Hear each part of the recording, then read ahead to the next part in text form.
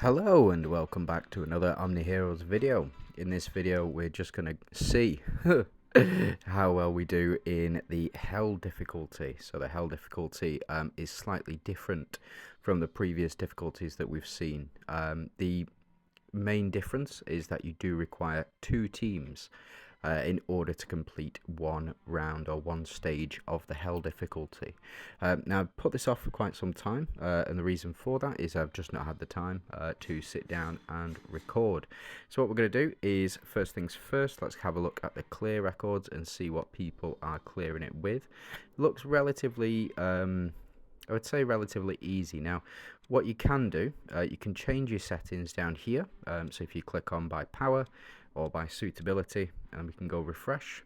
As you can see, this is the highest ranking team currently, or the most powerful team on there, and a lot of exclusive runes on this top team. So as you can see, Sal is close to near red.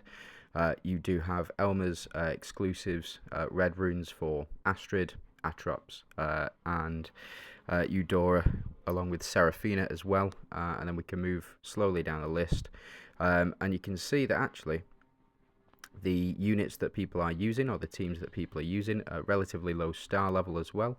Not too many exclusive runes, so I don't suspect this is going to be too difficult. So let's go ahead and check this one out. So we'll quick deploy, and then we'll have a look at the teams. So first things first, we've got the artifacts. These are the most important, I would say, out of all of them. This one, the growth elixir, the mystical power effect strengthens with each round, increasing by 2 stacks per round rather than the 1 stack per round. And that's the mystical fountain, the Elysians. So if we have a look, Celine will be in the slot with the mystical fountain. And then they'll change it up as well. So you do have the splash axe as well. So the splash axe, or the explosive axe, deals 50% splash damage. You do have the pursuit dart. We have Hawkeye, so increases accuracy and increases dodge chance. We have disabling blade, so increases crit rate by 50%. And then you've got the ring of assault, increases attack, increased damage boost. And then we increase attack by 20% as well. So there are other artifacts available, as you can see, plenty of other artifacts, which might be useful in clearing it. It just depends on the stage that you're going for. Now, what you can do if you don't have Wukong, you could probably use Leandra in that spot. As you can see, you've got Eusta, Astrid, Leandra, Nyx, and Atrops as well. But as it stands, I think that's a perfectly viable team. This is one of the teams that I was using minus Wukong, and we had another team in there, or another unit in there in replace of Wukong. And then we've got the pardon me. We have the second team. So this is a dragons based team. So let's have a look. Yep. So we've got the dragon scroll. So Divine Dragon's attack boost is applied to the entire team. So the attack boost increase is 100% every round for 10 rounds, up to a max of 1000%. We do have shield, and we have the healing spear, or the bloodweep spear, converts 3% of healing into attack, as well as the swift wings, which allows us to double ult, and then speed increases as well. So you do require Eudora, I would suspect, in order to get through some of these stages, but I have seen it done by taking Eudora out and replacing with, where have you gone? I know Themis was on this list.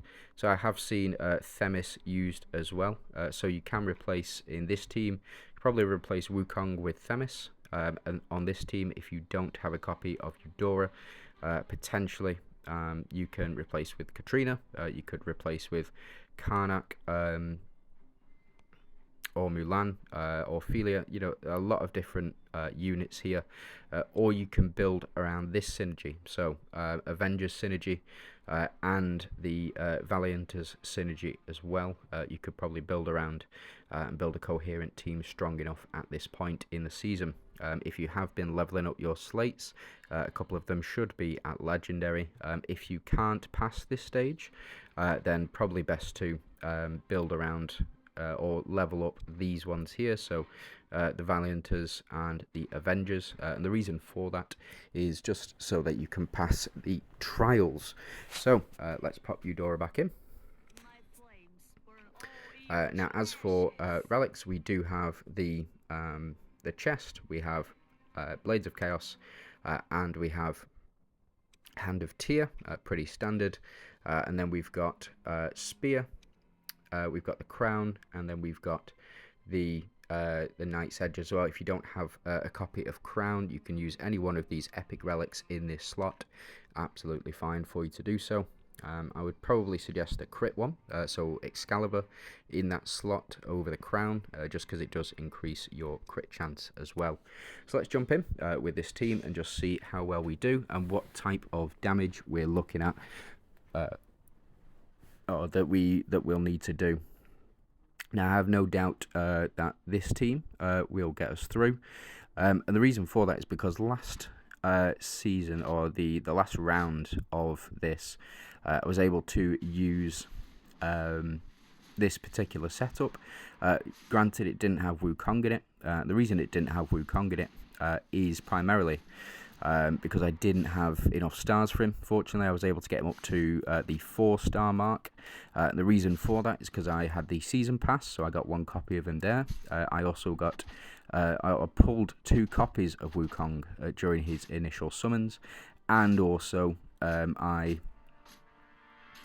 picked up a copy from the Oath, from the rebate. So if you do 100 summons on Oath, you will get a one of the new units, and I chose to get Wukong up to 4 stars for the seasonal bonus, and also because I think that he's going to be quite a good fit in the Ethereal's team as well. So just something to keep in mind. Now we are doing reasonable amounts of damage here, but it's not as much damage as we need to be doing, but we will see this build up over time. So we'll see Wukong here. He should be doing significant damage, yeah, so 4,000 million, not bad. And then with his basic attacks, he's also doing 4,000 million. He does get the additional, with thanks to the crit damage, and then Sal here getting the additional as well, with thanks to the crit, but again, not doing massive amounts of damage. But the good news is, I think that this one will be a victory, and the reason that I think that is because of the, as you can see, the health bars there. They do have a tiny little bit of black in them, so when you get the health down, health bar goes down. As you can see, we are doing relatively, we're doing relative damage to them. So it just means that it's going to be a long match, but I think that it will be a relatively easy victory over the Valianters. Now, the key to the Valianters is getting through the first 4 rounds, and the reason for that is because of the buff. So they get the increased attack, and they also get a damage reduction effect, and after those first 4 rounds we start to, so as you can see, we're in round 4 at the moment. After this, we'll start to see much more damage done to them, and their attack will go down as well, unless that's been extended. Now, I know that with the Glorians synergy this season, in the Glorian synergy, we do extend the effect of the unstoppable, or the unstoppable effect. Oh, that was a strong attack from Wukong. He's such a powerful unit this season. But yeah, so it's extended from 4 rounds to 8 rounds, so you can't, your resistance control effects for effectively more than half the fight. But yeah, Wukong really is the key to this event, and the reason for that is because he just does such high damage numbers this season, because of the Elysian synergy and because of the seasonal buffs that he does have. Very powerful effect. So as you can see, we've still got Holy Shields up, and that's thanks to the Deviant synergy between Wukong and Dullahan as well. We have the 2 Monarchs up front. The reason the 2 Monarchs are up front, and the reason that I'm not using Gord at the moment, if I had Gord up to 3 stars, I would consider replacing the Blades of Chaos here with the Gourd effect. Now the Gourd would switch all of our units round, and it would proc Wukong and Dahlia as well. But what we want to do is we just want to run a standard team and see how far we can get with it. If we do need to change things up, then we will, and then we'll discuss that as well. So as you can see, Wukong clearing things up, doing massive amounts of damage there, 238 million in total, just mental. Now we've passed the first one with relative ease, and we just need to pass this second one. I don't expect Astrid to survive this one, but the rest of the team will. So we've got Seraphina, Atrops, and Eudora on the back row, and of course the Undying Shield and Karnak combo, very powerful indeed, just to make sure you have the survivability and the longevity to get through to round 15, so you can do as much damage as possible. Now the reason that Seraphina is on the back row, she does pair up relatively well with Atrops as well, being a striker. And also the dragon increases attack every time healing is received as well, and that should pass on to our other units. So we want to get as much healing in effectively as possible, which is why Karnak is another option on this team. If you don't have Seraphina, potentially putting Karnak in as well. Now we don't have the full dragon synergy. We only have 4 dragons, and that is thanks to Astrid being on the Elysians team. It is a bit of a pain, but the damage boost that you get, the extra 500% damage boost that you get from the dragon synergy is not as much as Astrid is. So as you can see, doing massive amounts of damage with Eudora, comboing off there as well with Atrops. So it looks like Wukong's done the most, but we do get a picture of Seraphina. I'm not complaining. I do enjoy Seraphina as a character for her assets. Healing assets, that is. Right, okay, so we'll move on to 2. It doesn't seem as though very much has changed. There has been a swap around, so in the here we do, in the first team, we have the team we just saw last, and then a change up in the second one as well, and I believe the reason for that is because of the Valiantus synergy in the first one and the Avengers synergy in the second one, but I think we'll leave as is because we do want to see Wukong in action. So we'll jump in with this setup, and I think if we are able to, or if we want to have a look at Wukong, we can also change up the second relic, so the Blades of Chaos, to the Gourd. So the Cosmic Gourd, I think, might be very powerful in this slot, especially if we get it off twice. The only issue that I have with that is our front units, so it'll sort of mess up the setups that we've got. So the front 2 units are Monarchs because that's where most of the hits will go to, but I think it might be more prudent if we do put Gourd in. Now again, I really want it up to 3 stars, but I just can't justify the price of going up any further. So I have done a couple of additional summons, or relic summons, or relic forges, whatever you want to call them. I have done some additional of those to try and get it up to 3 stars, and unfortunately I'm only up to 47 shards out of 90 to get it up to that 3-star mark. So really, I was hoping to get 3 copies of the Gourd, but I was only able to get 2 because the Gourd at 3 stars doubles the buffs that are received. So what that means is if you've got it on a team with, say, Atrops and Astrid, Atrops will cast her ultimate twice, and those buffs will be doubled as well, so they'll be copied effectively. You put that on a team with Dahlia, who copies the buffs of the units, and it's going to start to get really silly really quickly. I think Gourd, if you don't have copies of Wukong and Dahlia, then it's not worth picking up. It really isn't. It just swaps your team around and you get no additional benefit. Whereas if you And I think we're going to change up the artifacts as well. We'll take out a couple of these accuracy ratings, crit rate, attack increase, stuff like that. We'll take those out, and we're going to pop in the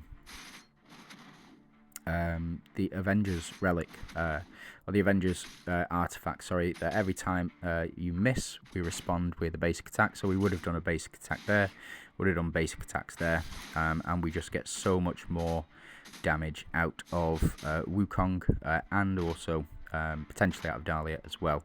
But I think we'll have to see in this next one, and we'll change things up in this next one. So as you can see, Splash Axe putting in a lot of work there, especially when Wukong does proc that basic attack. So I think, yeah, we can go ahead and safely skip this one. We've seen the action, we've seen the damage. Yeah, and we're going in slow-mo, so maybe it is maybe it is for the best.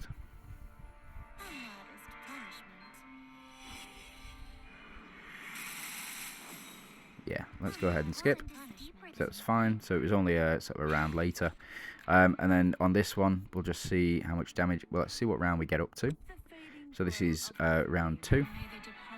So we cleared things up very quickly on that one, especially with the increase in attack. So let's go ahead and switch things up. So we will change out this, and we'll put the gourd in.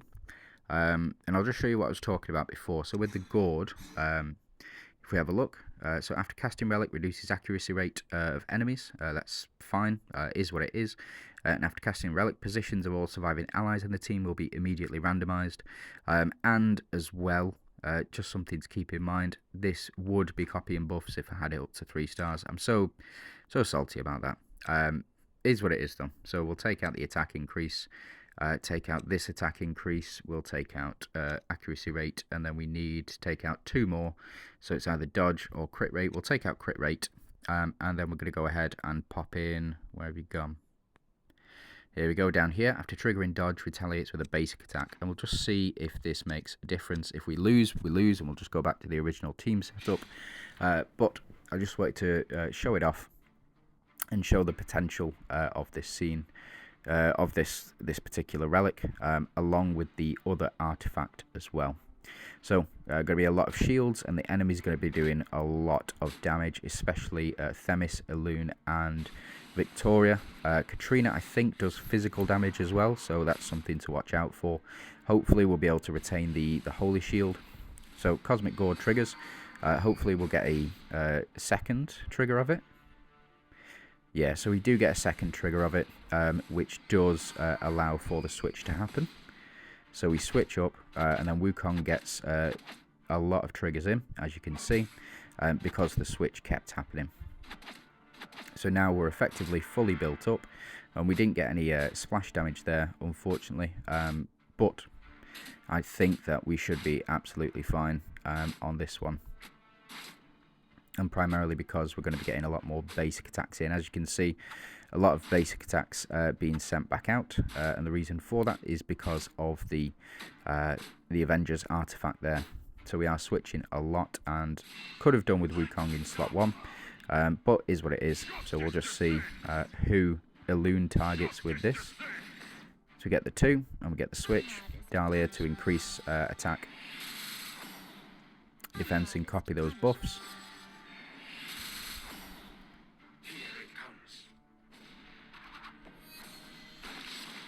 No crit, unfortunately. It's because we did take the crit out, but we are effectively now fully built up.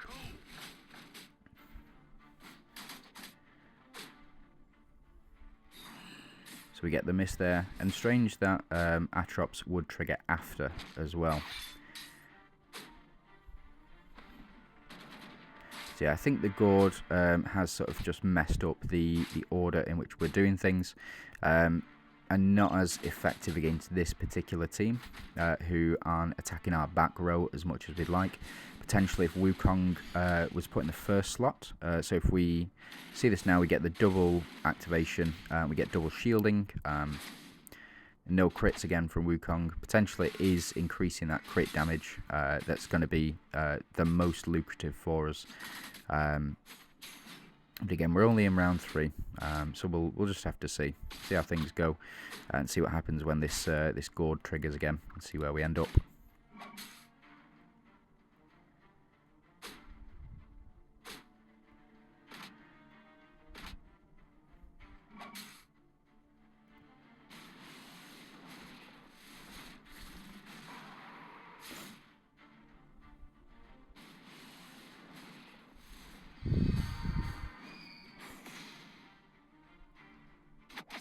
So Wukong and Sao in this front slot, and we get that crit damage as well.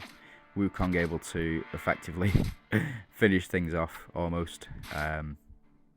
Really powerful effect. I do quite like it. It's grown on me. I didn't think it'd be super useful because I didn't think enemies would be dying too much, but he is to be used as a finisher over anything else really.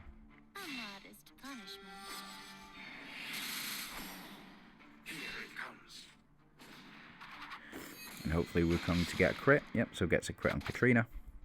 And able to finish things out there. So not too difficult to run. Now we won on turn 2 last time with this team. So we'll just stick around and see where we get up to with this sort of damage. Now the reason I'm also able to do as much damage is because I have both Astrals and Elysians up to Mythic. This season I thought it's best to prioritise the unit or the synergies for this season because they are very impactful. I know a lot of people don't like the switching mechanic, and it is what it is. I think I've got a bit of Stockholm syndrome, to be fair, in that you know, we've been sort of forced into using it for sort of the past month, and we've got a couple more days. I think sort of still 2 weeks before the new season kicks in. Yeah, so Astrid down. They lose all of their buffs with thanks to our Celestials. And I think, yeah, I really do think that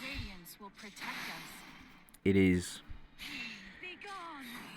They are what they are. I don't think the Astral synergy is anywhere near as good as the Void Hunter synergy from last season. I think that was my favourite synergy out of everything, out of all of the synergies that they've done before. Elma here to finish things off, and that's why we're able to get to round 2. So seems simple enough. Wukong doing 90% of the work, just saying. And I think, yeah, we'll leave it as is. You know, we'll go ahead and switch things up. And I think what we'll do is we will fight up to Hell 5, and then we'll leave it at that. Because you know, we're getting up to sort of 20 minutes, and these matches take quite some time. So we'll just go ahead and I think skip this one, and we can watch this next fight pop in. So we're able to clear that one in 4 rounds, relatively easy, and then this one in 2 rounds again, probably thanks to Elma. It says thanks to Seraphina going under those shields, can be a big factor. If you don't know, Seraphina's exclusive rune should be prioritised, I think, especially in PvP. At the start of each round, if the total number of buffs on our allies exceeds 30, applies ignore shields for all allies for 1 round. So yeah, kind of conditional, but not really. So Minotaur is the boss here. So we apply 10 stacks of increased defense on enemies. This shouldn't be too much of a problem. And then in the next one, boss is still Minotaur. So we can use any of those 3 units. Potentially what we can do is we can take out Talos here, and we can replace with Corolla if we do need to. And the reason for that is because Corolla, with her exclusive runes, does double buffs as well. So she has the potential to, if you have her full red runes, then she can copy any buff that goes onto any of the units on our teams. And that is very powerful, especially in this particular synergy, the Elysian synergy. I really can't understate how effective that can be. So we'll see here, we do get the double chest trigger, which is nice. We do.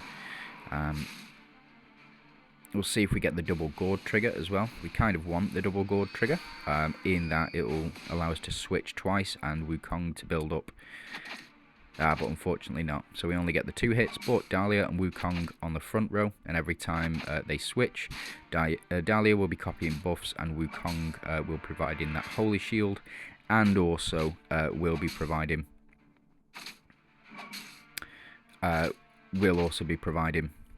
the increase in his basic attacks as well. So as you can see, doing a lot of work here, especially with the splash axe. Doesn't seem to be too much damage on the second one. I mean, in the enemy team on the second round. I don't think we're doing anywhere near as much damage as we were previously. But I guess that's thanks to the splash axe. So Dahlia here to switch with Wukong. Hopefully Wukong will get another couple of hits off.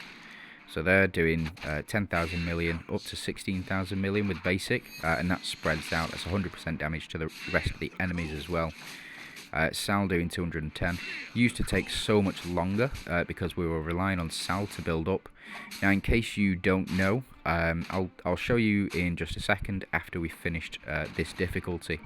But Sal's exclusive runes, so his epic and his it's such a fun monkey.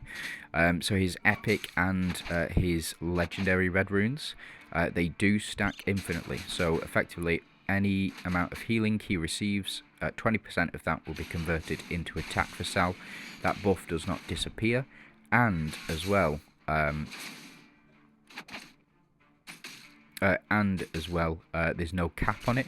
So, for example, with Audrey, when she increases her attack based on healing received, you see it pop up, and that will stack up to, I believe, 50 million.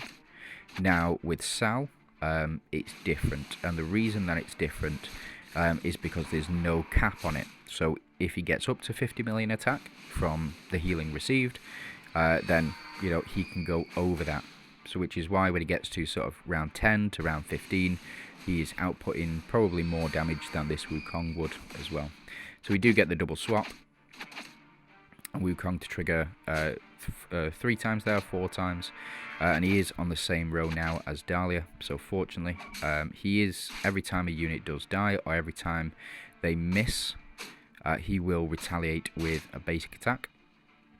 Which is why we put that in there, just to make sure that he is getting as many swaps as he possibly can. So see how much damage he's doing here. It's not bad. I think that his damage has decreased quite significantly since the last couple of rounds. But we'll see how much is Sal doing. Yeah, so he's Sal's down as well. I've seen him do absolutely massive amounts of damage. It's just mental with certain setups. But it is what it is. Like if you put Atrox in this team over Talos or over Dullahan, they're all going to be doing massive amounts of damage. And there we go. So that was round 6, and I think that this one should be relatively quick, a lot quicker anyway. So we'll just see, and that's thanks to Atrox again. With Astrid having her exclusive runes, really powerful, and Atrox as well can't be understated. I think, to be honest, Atrox is probably the best unit in the game, for me anyway. I understand people love Eudora, people love Dahlia, but for me, Atrox is probably the best unit in the game, and the reason for that, she's so accessible. She's absolutely 100% free to play. And she powers up your team so much. She works alongside units in her own synergy. For example, with Elma, for example, with Nyx or Macaria. She also works alongside other units that are not part of the synergy. So specifically Astrid, specifically Seraphina as well. Works alongside all of those, and she is a striker to boot. So not only is she increasing her own attack and everybody else's attack, she also provides that. Oh, this is going to be strong. Oh, this is going to be strong. What the this is going to be mental. Oh, that was a lot of damage. And that was a lot of damage as well. Flipping heck. Pardon my French. But yeah. That was fantastic. So this is where I'm going to leave it. Thank you very much for watching. I do hope you have a great day. And we'll have many more of these videos to come. So if you like and subscribe to the channel, you'll get to see those. And yeah, thanks very much for watching. You have a great day.